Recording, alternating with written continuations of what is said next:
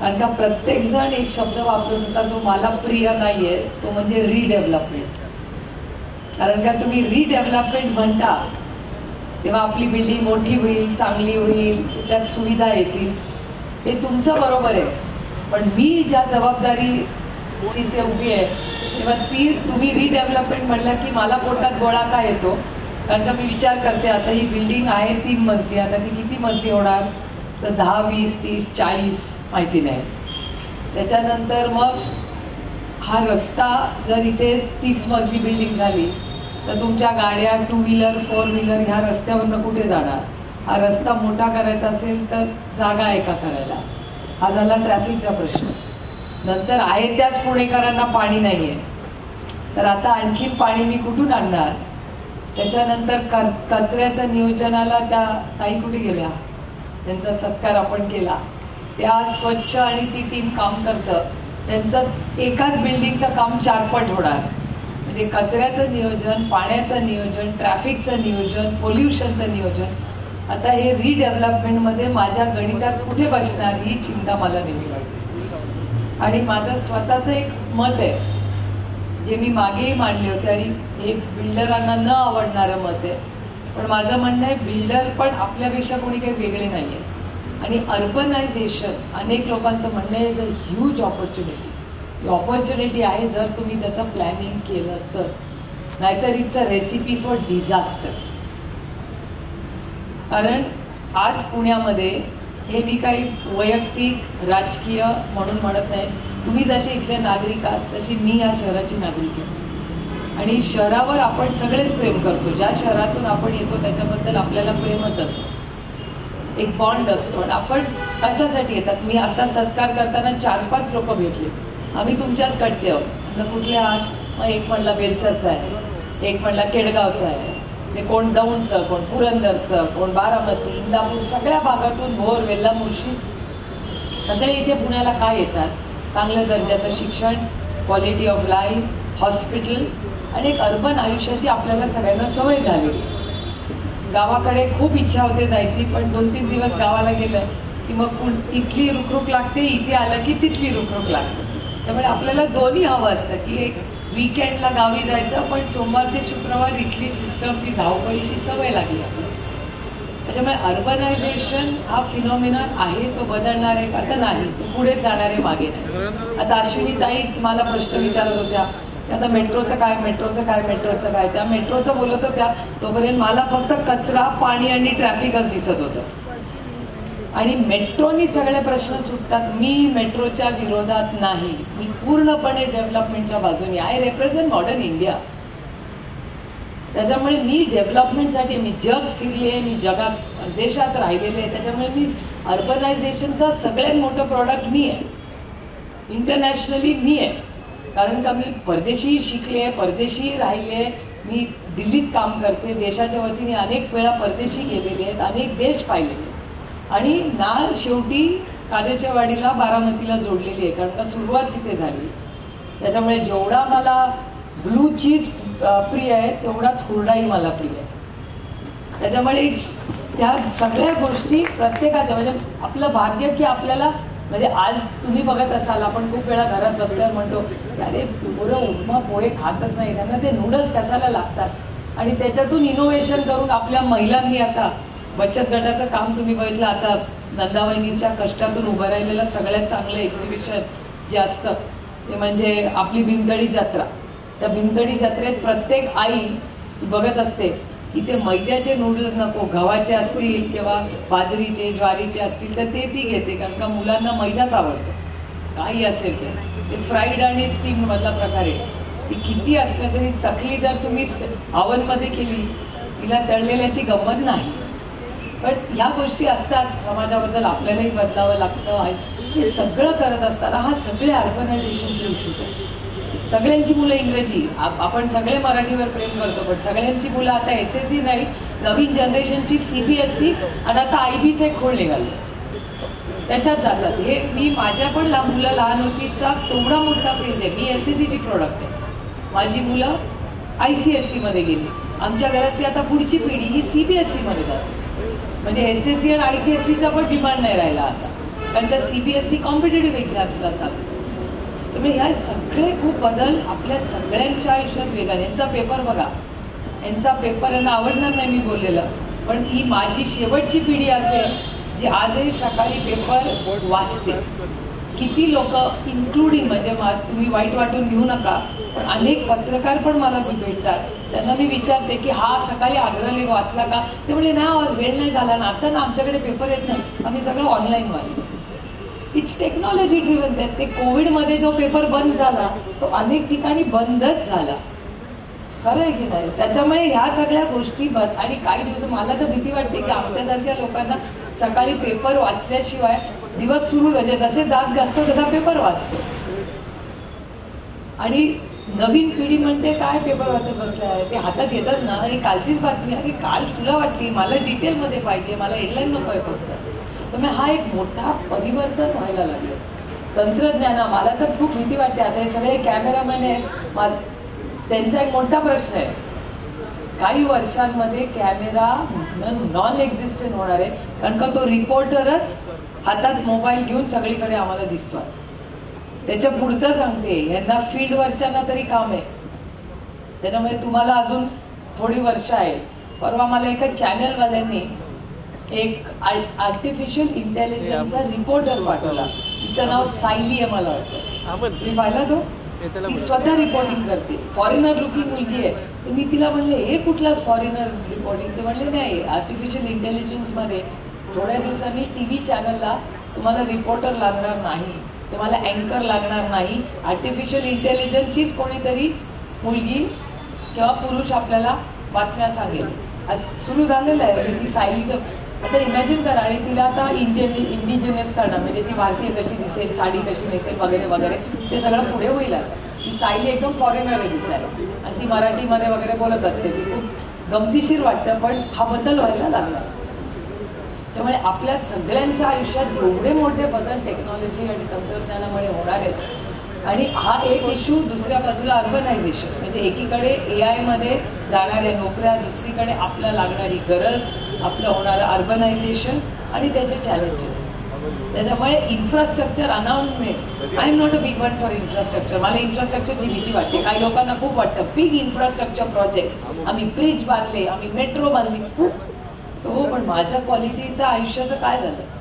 मुंबईमध्ये सगळ्यांना अखंड खोकला असतो. इथे तुमचं एअर प्युरिफायर कधी कुणाच्या घरात होता का?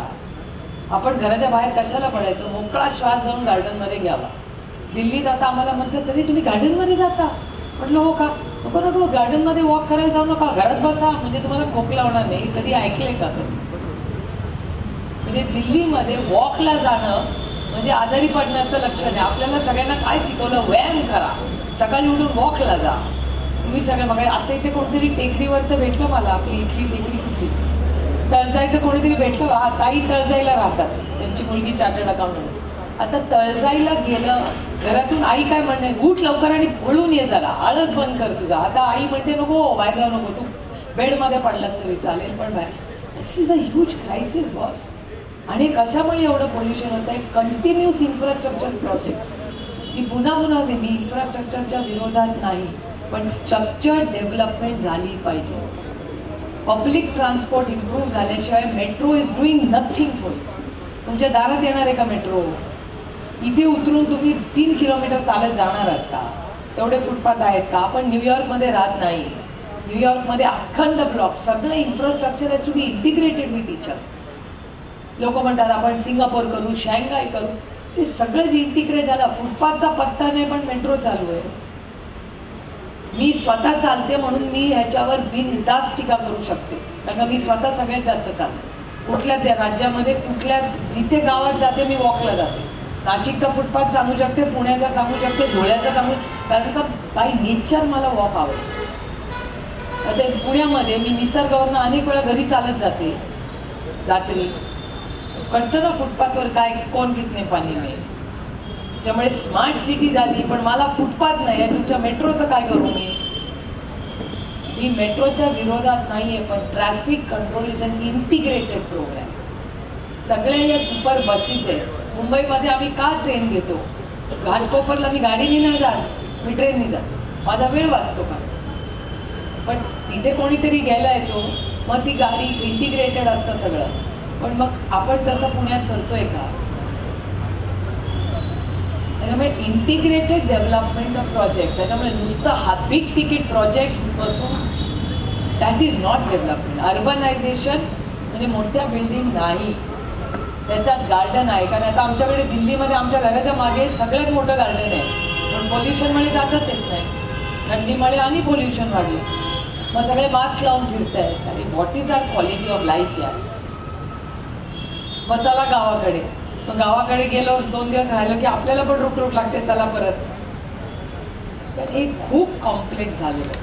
आणि त्याच्यामुळे तुम्ही जेव्हा इथलं डेव्हलपमेंट म्हणता ना, माझी तुम्हाला विनंती राहील की आपण सगळ्यांनी मिळून आपल्याला ॲक्च्युली काय करायचं याचा विचार केला पाहिजे.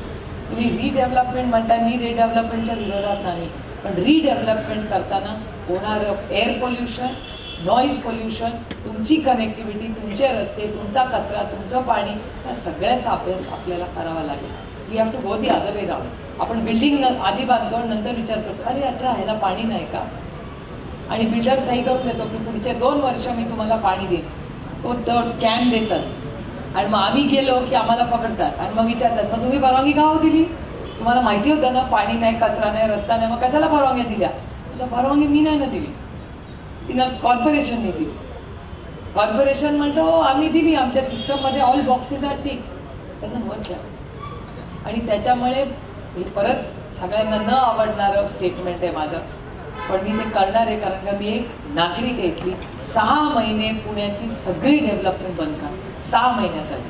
6 महिन्यात त्याचा पूर्ण अनालिसिस करा की नक्की पाणी किती आहे, नक्की कचरा किती आहे, नक्की रोड. 6 महिने एकही नवीन बिल्डिंग नका हो बांधू. आहे त्यांनाच पाणी नाही आहे, त्यांचाच कचरा जात नाही, आहेच लोक. कोण पुण्यात खुश आहे मला सांगा? तुम्ही इथून मुंबईला जाल का इथून मगरपट्ट्यात जाल? मी मुंबईला नाही, मगरपट्ट्याला जायला नको बाबा, 2 तास लागतात, माझा खूप वेळ जातो. लक्ष्मी लॉन्सला लग्न म्हटलं की माझ्या पोटात गोळा येतो. अरे बापरे, लक्ष्मी लॉन्सला लग्न, खरं आहे की नाही? कारण का 2 तास जायला, 2 तास 1 तास यायला, लग्नाला 15 मिनिटं, म्हणजे गेले 3 तास. इतक्या वेळात मी मुंबईला जाते. पण हा ट्रॅफिकचा इश्यू आहेच ना, आणि नाही म्हणून चालणारच नाही. पेट्रोल डिझेल किती वाया जातं. आता महागाईचा विषय मी काढणार नाही, ती इलेक्शनमध्ये बोलणारच, तो भाग वेगळा. पण मी आज टीका करायला नाही आले कोणाला. पण इंटिग्रेटेड डेव्हलपमेंट प्लॅन हा कुठल्याही शहराचा इथून पुढे सगळ्याच शहरांना करायला लागणार आहे. आणि Tier 1 नाही, Tier 2, Tier 3 सिटीजला. मग अशी ते केडगावचं कोणीतरी मला भेटलं दौंडचं, मला सांगा केडगावमध्ये बिल्डिंग वाढल्या नाहीत का? त्याला जे सपोर्टिंग इन्फ्रास्ट्रक्चर आहे ते ग्रामपंचायतीकडे आहे का? नाही आहे.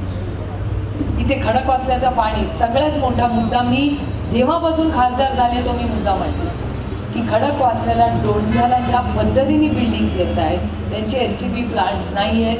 ते शेतीत सोडतात, शेतीतलं पाणी खडकवासल्यात जातं, खडकवासल्याचं तेच पाणी आपण सगळे पितो. आणि तेच पाणी पुढे दौंड, इंदापूर, बारामती, पंढरपूर, आपल्या विठ्ठलाची चंद्रभागा, त्या चंद्रभागेचं पाणी टेस्ट करा कोणीतरी, किती जाणार नाही. मग पाण्याचं पोल्युशन, एअर पोल्युशन, राजकारणी काय म्हणणार, आम्हाला काय मतं त्याच्यामुळे मिळत नाही. तुम्ही तर सगळे लढत राहा एकामेकामध्ये, आणि त्याच्यात सगळ्यांचे होते. मी आत्ताच योगायोगाने अनिल शिरोळ यांच्या घरी जाऊन आले.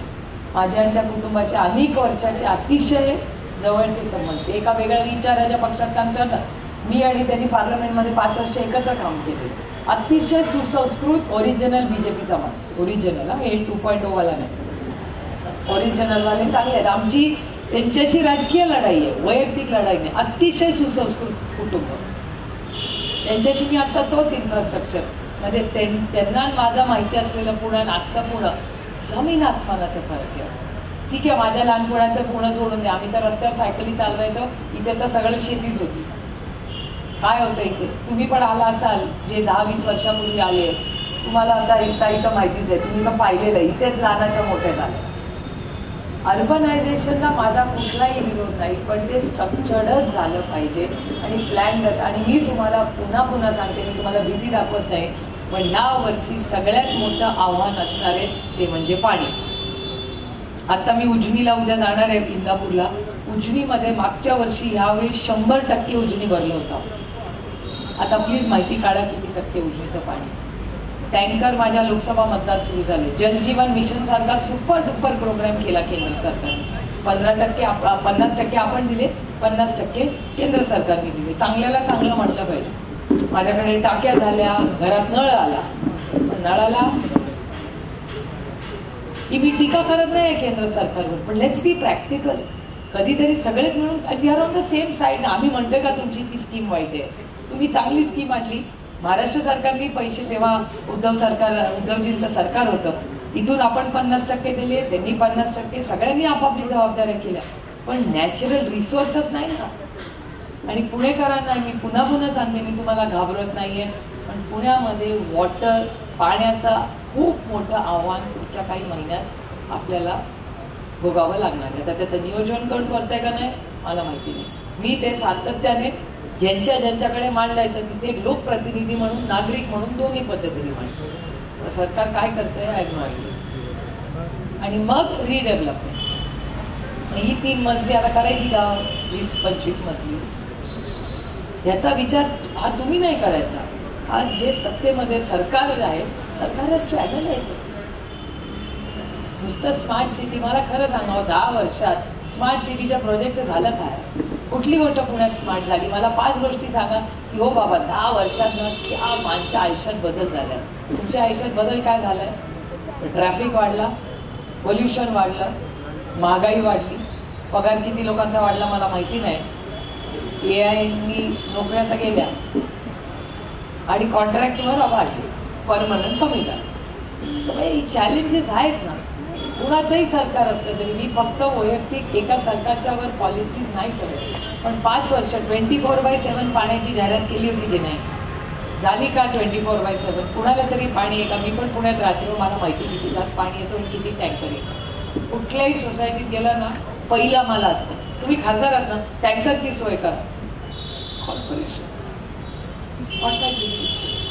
पण अर्थातच कॉर्पोरेशनचं इलेक्शन झालं नाही, मग आमदार खासदाराला मागणारच ना. मी सोसायटीत गेले की एकही प्रश्न खासदाराच्या अखत्यारीतला नसतो. सगळे कॉर्पोरेशनचे प्रश्न मांडतात. नगरसेवकच जागेवर नाही, खासदार आल्यावर मागणार. अर्थातच नागरिक काय मागणार? माझा नगरसेवक नाहीये, तुम्ही इलेक्टेड मेंबर आहेत, करा नगरसेवकाची कामं, विच इज राईट, योग्यच आहे. मग ते मला सांगतात आमचा कचरा उचलला जात नाही, आमच्याकडे पाणी येत नाही, आमच्याकडे हा गटर जे आहे ना ते साफ होतं.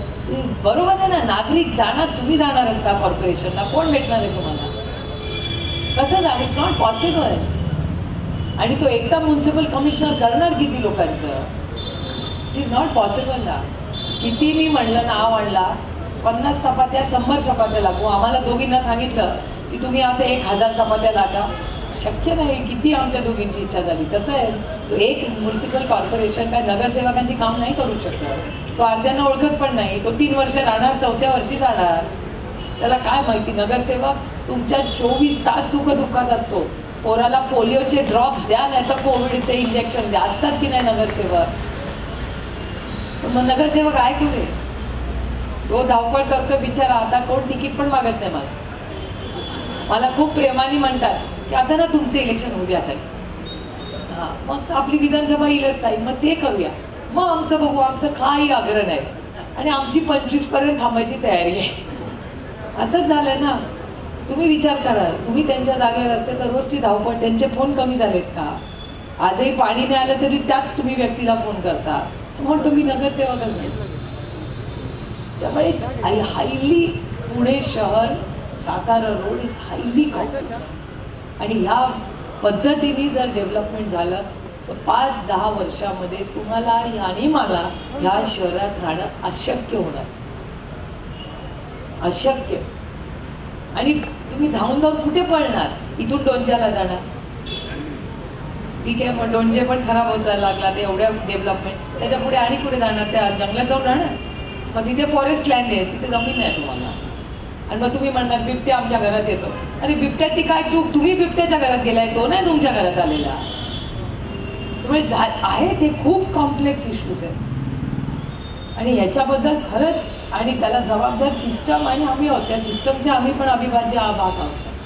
त्याच्यामुळे इथे जरी मेट्रो आली इंटिग्रेटेड ट्रान्सपोर्ट प्रोग्राम त्याचे सपोर्ट सिस्टम झाला नाही, there is going to be no difference. आता कालच मला मुंबईत कोणीतरी भेटला, तो नवीन ब्रिज होतोय ना, तो मी पाहिलेला आहे, महाविकास आघाडीच्या काळात त्याचं काम सुरू झालं होतं. ती नवीन भाऊच्या धक्क्यातून पुण्याला यायला सगळे मला म्हणतात, अरे आमचे 45 मिनिटं वाचणार. म्हटलं 200% वाचणार, पण भाऊच्या धक्क्याला पोचायला मला 2 तास लागतात. तिकडून जी सुसाट गाडी पुन्हा ह्याला उतरलं नवी मुंबई वाशीला, बरं ट्रॅफिक आहे. काल मलाच यायला रात्री 5 तास लागलेत पुण्याला, 5 तास. झोपलं उठलं तरी अरे तिथे जाऊत आपण. आणि मी म्हणजे मी सरकारला पण म्हटलं, दरवेळी सकाळी जा दुपारी जा रात्री, घाटात ट्रॅफिक कसा असतो, कधीही जा तुम्ही. कधीतरी असतं ना, सकाळी लवकर गेलं तर ट्रॅफिक नाही, रात्री 12-1 वाजता.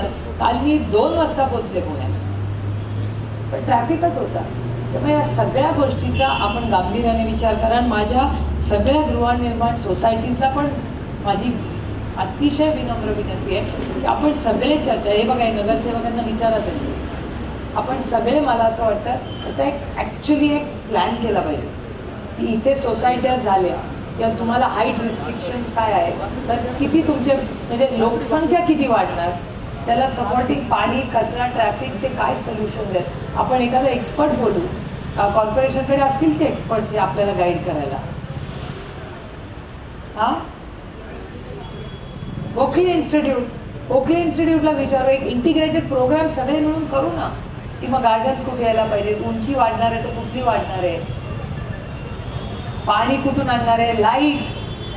आता हे सोलर इंटिग्रेटेड एवढं आता केंद्र सरकारने मोठा निर्णय घेतलाय, 80,000 मेगावॅट कोलवर होते.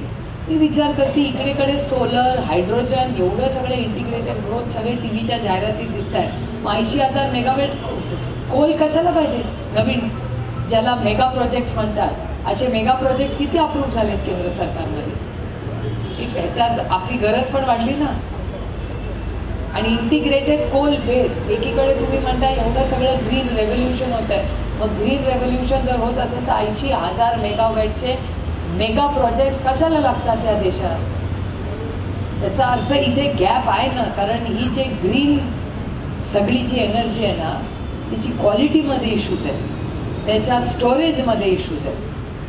हे खूप कॉम्प्लेक्स आहे. पॉवर माझा म्हणजे केंद्रामध्ये आमचे खूप त्याच्यात खूप चर्चा होतात, त्याच्यामुळे खूप इंटरेस्टिंग तो विषय. म्हणजे कोणाला तरी त्याच्यात अभ्यास करायचा असेल ना, इट इज ॲब्सल्युटली वंडरफुल. आणि ते आपल्याला जेवढ्या त्या जाहिराती सुंदर असतात की आता सोलर लावलं माझे सगळे प्रश्न संपले. Hydrogen very complex integrated issue. त्यामुळे आता बावधनला गेले की मला एकच सांगतात, विजेचं बघा हो जरा, विजेचं बघा. आता तिथे आम्हाला जागा मिळत नाही सबस्टेशन काढायला, सबस्टेशन बांधायला 18 महिने लागतात. सेंट्रल पूलमध्ये सरकार म्हणतात सरप्लस एनर्जी, मग सरप्लस एनर्जी मग बावधनला का नाही मिळत वीज.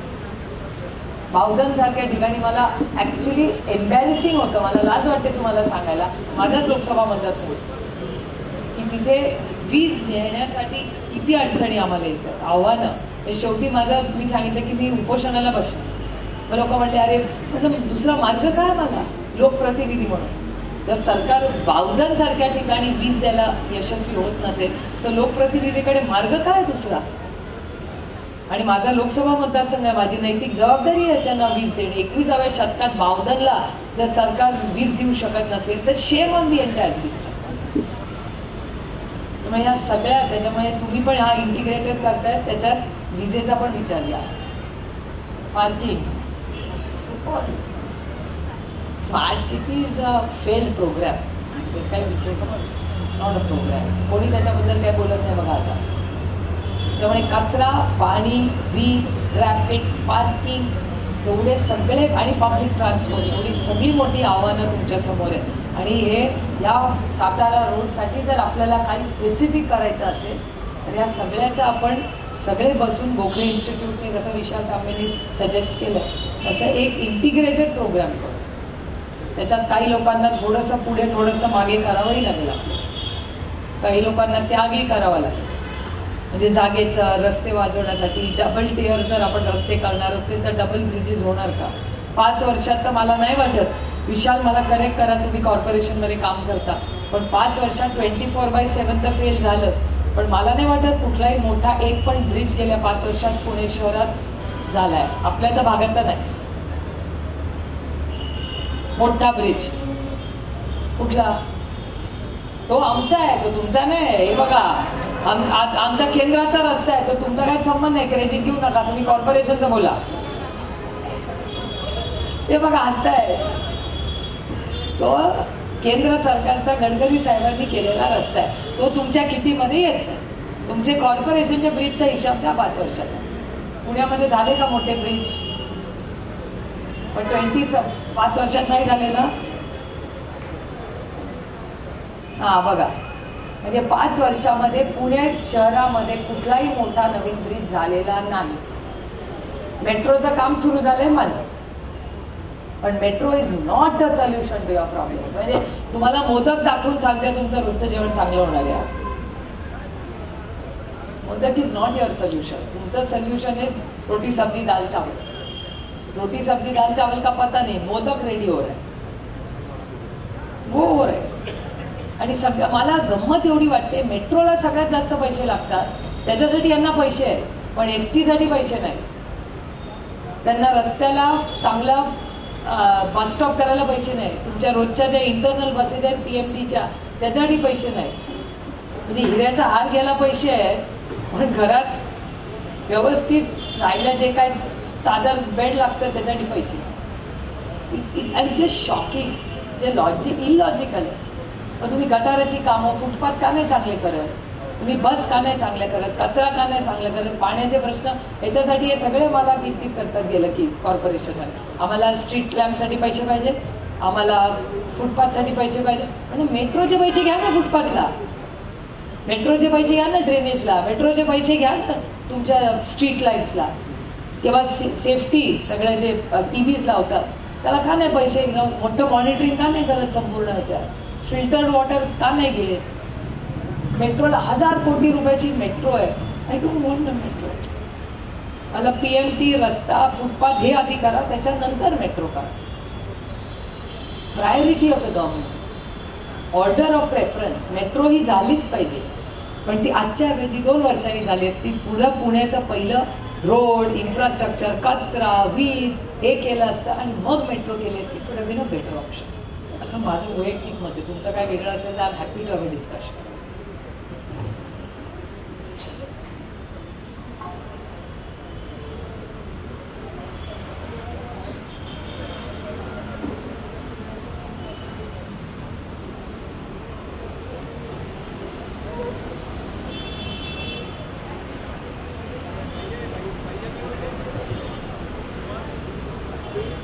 बरोबर आहे तुमचं अगदी बरोबर आहे.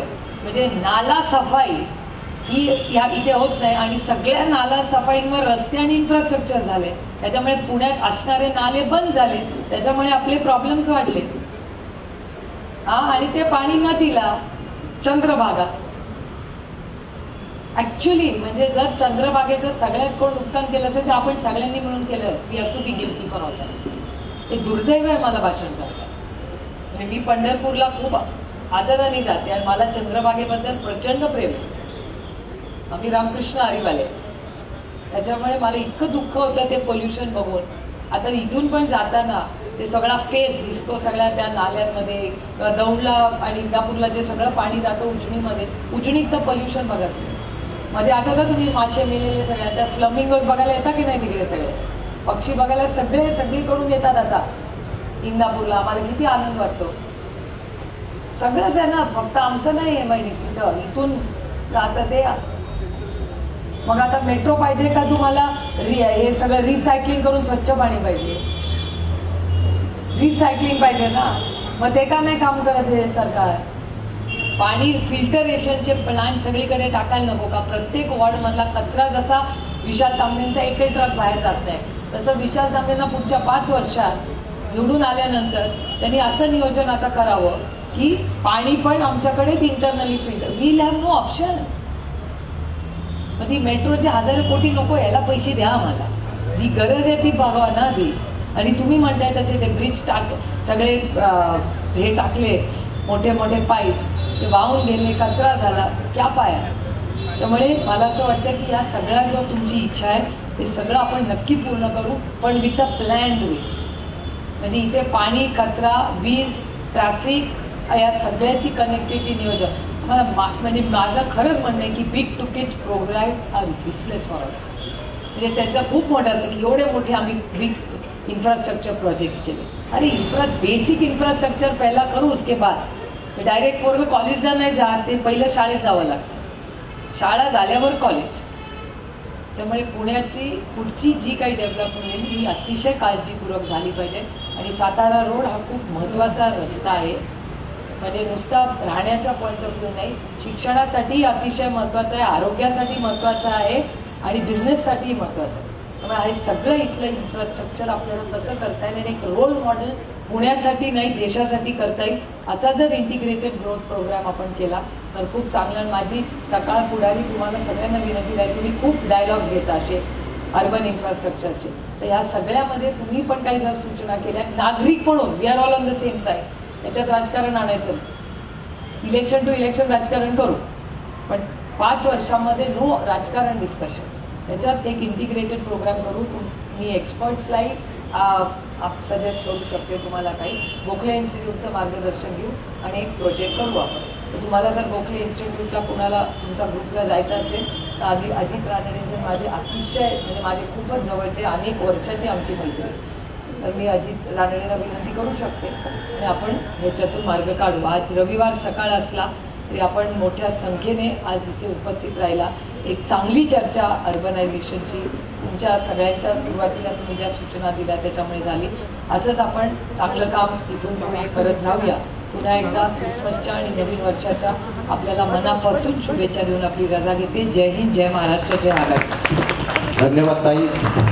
संपूर्ण महाराष्ट्र नव्हे, पुणे जिल्हा, ग्रामीण भाग, प्रत्येक प्रभागामधली प्रत्येक भागामधली ज्यांनी सडेतोड प्रश्नाला उत्तरं दिली आणि सर्वांना विनंती ताईंचा तुमच्या सर्व पदाधिकाऱ्यांचं ताईंच्या समवेत पोटा. विशालजी तांबे यांचं या ठिकाणी मनपूर्वक स्वागत.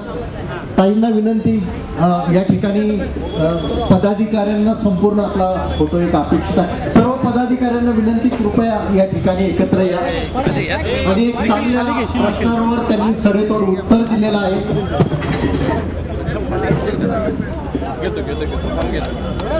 निखिल खाली घेशील. अमोल तू मध्ये येशील.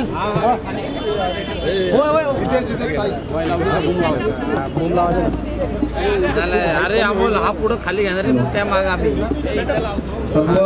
सोसायटी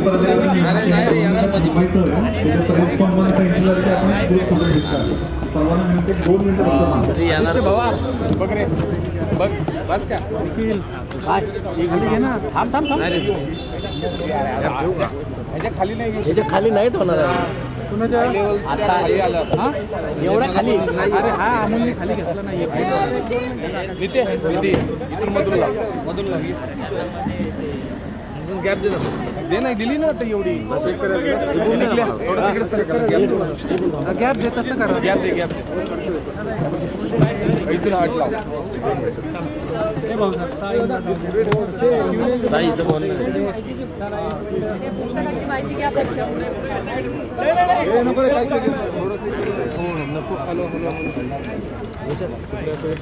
आलं का बाबा इथे गेला.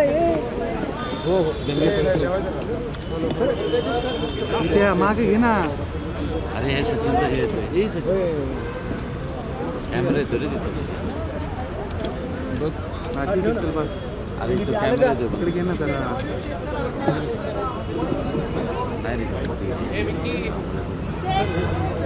थांब बूम आलाच नाही अजून माझ्याकडे. थांब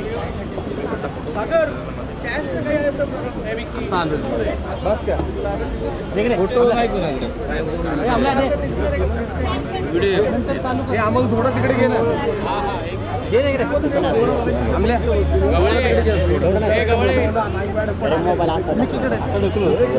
निखिल खाली वाट जरा. अमोल अमोल सरक बरं जरा. पलीकडे घ्या बटन. हे बघ रे ओके बस बस बस. बाजूला बाराला जाऊन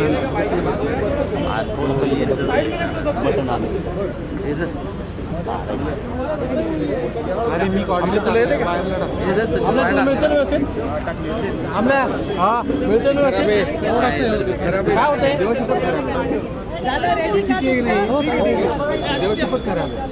मग हे घे माझी वायर घे हे आंबोल वायर दे त्याला लावून 2 मिनिट मिकी ऑन कर चालले ताई नाही चालले ताई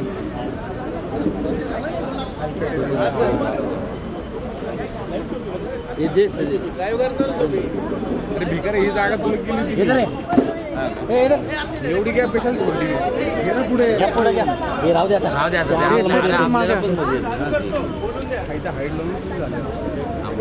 हॅलो विलास कसा पाहिजे तुला कसा पाहिजे नाही बघा